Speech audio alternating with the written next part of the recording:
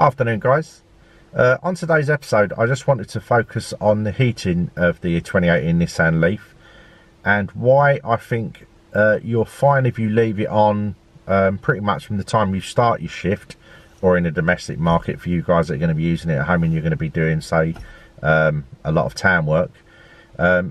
This video is going to centre on a lot of town work rather than, say, motorway speeds. So basically today I've travelled, I'll show you in a moment, I've travelled about 96 miles, 97 miles, and those speeds I've actually been travelling are predominantly between the, say, 20 and 40 zones. In the town where we work, we've got, it's mainly 20s, 30s and quite a few 40s, like on the faster routes in and out of the town. And my average today was probably less than 20 miles per hour, give or take, over the course of the whole day.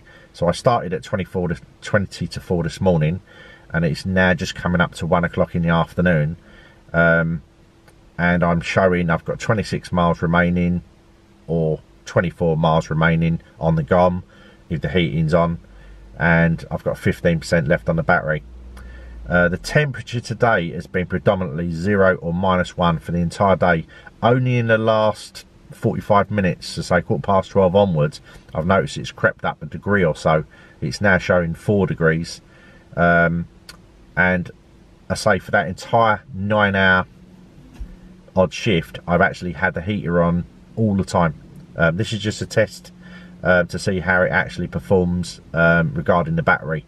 So if you do, say, a 9 or a 10-hour shift, this is for the winter months, you can be nice and toasty for your whole shift. One thing that's a bit unfair compared to my old Rattler is that obviously when I had the heating on was when the engine was on, and when I should come to a standstill, I'd actually turn the engine off, and then obviously I'd have no heating. With this, because it's officially on, in that state, you can still use all the functionality of the heating, which you wouldn't be able to use in an internal combustion engine. So, and with that in mind, I actually left the heater on quite a few times when I was actually stationary, just to keep warm, because I say it's been very, very cold today, and I don't actually feel the cold that much, but it's been raw. Anyway, so this was a good little test actually. I will do another one of these videos once it goes up to about, probably I'd say about 12 to 14 degrees, before it gets to the summer months, just to do a midpoint.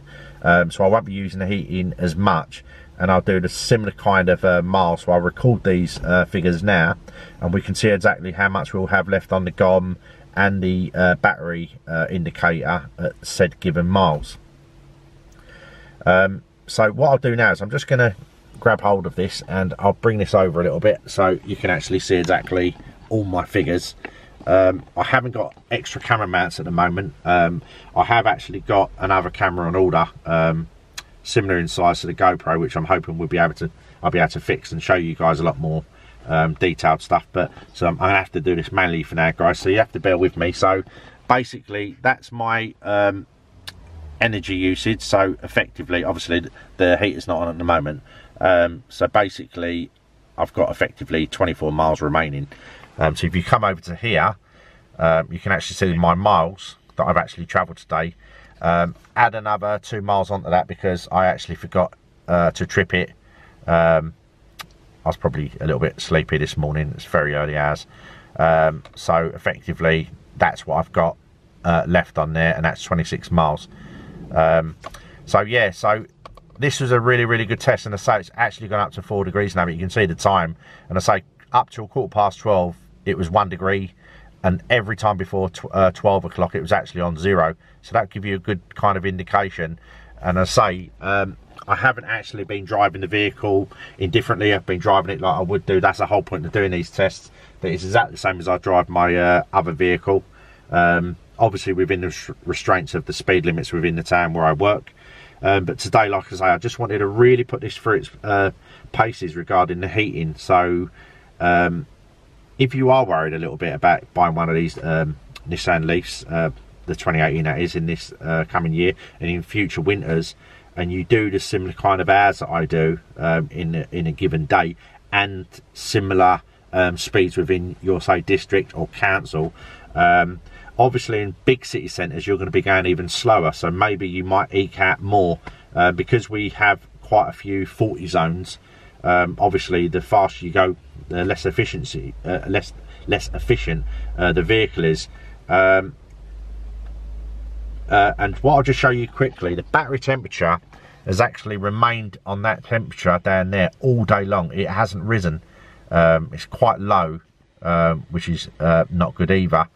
But anyway, yeah, so, and my I'll just show you quickly as I go through these menus.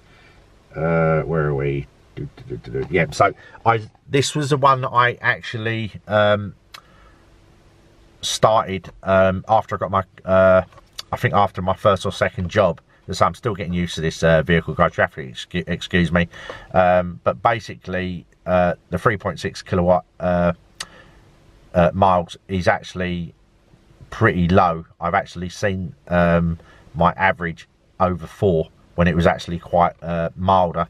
So, but I say, so you can kind of see the gist of the things there, and say my average is like 12 miles per hour.